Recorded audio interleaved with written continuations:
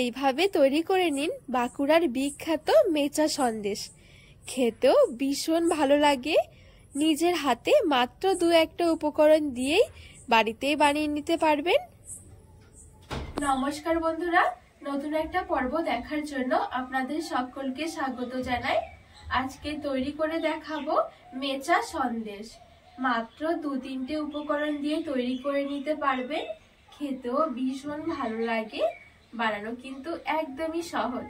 তো চলুন খুবই সহজভাবে তৈরি করে দেখাবো, আশা করছি অনেক ভালো লাগবে। এবারে এখানে গ্যাস জ্বালিয়ে একটা কড়াই বসিয়ে দিয়েছি, আর এখানে নিয়েছি 1 কাপ বেসন। বেসনটা আগে করে একটু চেলে নিতে হবে, তাহলে গুটলিগুলো থাকলে সেগুলো ভেঙে যাবে। এবারে শুকনো খোলায় দিয়ে দেব। এবারে নেড়ে ছেড়ে একদম হালকা আঁচে বেসনটা একটু ভেজে নিতে হবে। আর এই বেসনটা একদম হালকা আঁচে খুব সুন্দর করে ভেজে নিতে হবে। যত সুন্দর করে ভাজা হবে তত সুন্দর কিন্তু খেতে ভালো লাগবে, আর বেসনের কাঁচা গন্ধটা চলে যাবে। এখানে একটু সময় নিয়ে বেসনটা ভাজতে হবে। মোটামুটি আমি এখানে 5 থেকে 6 মিনিটের মতন বেসনটা একদম হালকা আঁচে ভেজে নিয়েছি। যখন খুব সুন্দর করে ভাজা হবে তখন দেখবেন খুব সুন্দর একটা ছোলার ছাতুর মতো সেন্ট আসবে। আর বেসনটা ভাজা হলে দেখবেন খুব সুন্দর কিন্তু একটা কালার চলে আসবে, কালারটা একটু চেঞ্জ হয়ে যাবে। তো এখানে খুব সুন্দর করে বেসনটা ভাজা হয়ে গেছে। এবারে গ্যাসের আঁচ থেকে নামিয়ে নেব,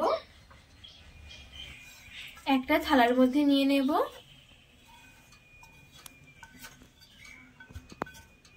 এবারে এই একই কড়াইয়ের মধ্যে আমি নিয়ে নেব চিনি, আর যতটা বেসন হবে ঠিক তার হাফ হবে চিনি। আমি এখানে 1 কাপ নিয়েছি বেসন, তো হাফ কাপ নিয়ে নেব চিনি।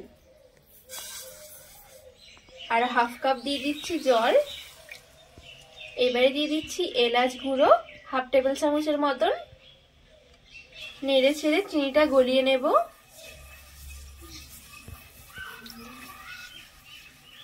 আর এখানে শুধুমাত্র চিনিটা আমি একটু গলিয়ে নেব, এর বেশি আর ফোটাবো না। তো এখানে খুব সুন্দরভাবে চিনিটা গলে গেছে। দিয়ে দেব 1 টেবিল চামচের মতন ঘি, একটু মিশিয়ে নেব। আর দিয়ে দেব হাফ কাপ গুঁড়ো দুধ। 1 কাপ বেসনের জন্য হাফ কাপ নিতে হবে গুঁড়ো দুধ। আর আমি এখানে 10 টাকা দামের 2 প্যাকেট নিয়েছি, হাফ কাপের মতো হয়ে গেছে। এবারে চিনি রসের মধ্যে দিয়ে দেব আর ভালো করে মিশিয়ে নেব। গ্যাসের আঁচটা একদমই হালকা রাখতে হবে এই সময়।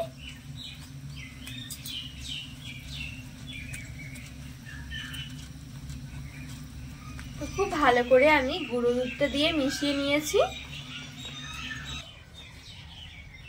এবারে যে আমি বেসনটা ভেজে রেখেছিলাম এই বেসনটা এখানে দিয়ে দেব।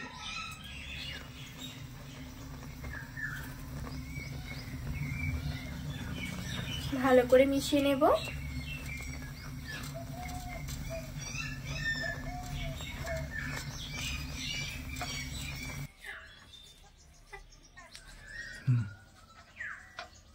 আর মেশাতে মেশাতে দেখবেন অনেকটা একটা ডোয়ের মতন হয়ে যাবে। তো এই দেখুন খুব সুন্দরভাবে কিন্তু কড়াই থেকে ছেড়ে এসেছে।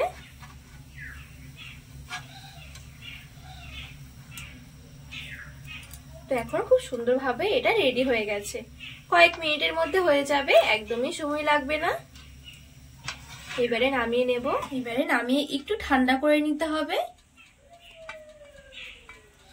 তো এখানে খুব সুন্দরভাবে ঠান্ডা করে নিয়েছে।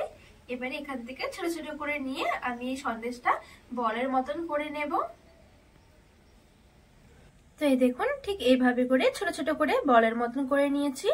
সবগুলো ঠিক এভাবে করে করে নেব। এই দেখুন আর একটা হয়ে গেছে। তো এই দেখুন এখানে সন্দেশটা আমি এরকম করে গোল গোল করে করে নিয়েছি সবগুলো। এবারে কড়াই বসিয়ে একটা ঘন চিনি রস তৈরি করে নেব। তো এখানে আমি নিয়েছি হাফ কাপ চিনি, আর দিয়ে দেব হাফ কাপ জল। নেড়ে ছেড়ে চিনিটা গলিয়ে নেব।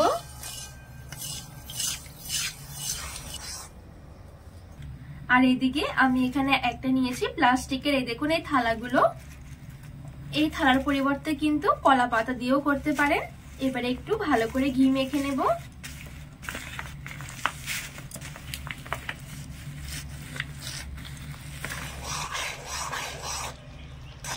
তো এখানে দেখুন চিনির রসটা খুব সুন্দরভাবে আমি ঘন করে নিয়েছি, একদম ঘন একটা চিটচিটে তার হবে। এই দেখুন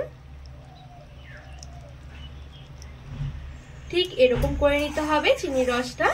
এবারে এখান থেকে একটা গোল করা সন্দেশ নিয়ে নিচ্ছি। এবারে এই চিনির রসের মধ্যে দিয়ে দেব। আর এখন আমি গ্যাসের আঁচটা একদমই হালকা করে রেখে দিয়েছি। তো এইভাবে করে চিনির রসের মধ্যে কোট করে আমি যে ঘি মেখে নিয়েছিলাম থালাটার মধ্যে, ঠিক এইভাবে করে দিয়ে দেব।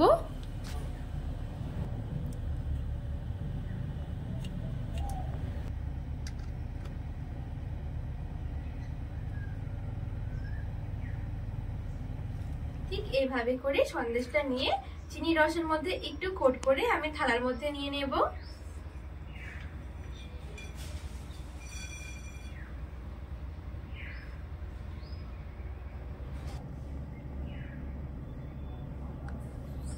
তো সবগুলো সন্দেশই ঠিক একইভাবে আমি দিয়ে নিয়েছি। আর এই সন্দেশগুলো কিন্তু দেওয়ার সঙ্গে সঙ্গে জমতে শুরু করবে।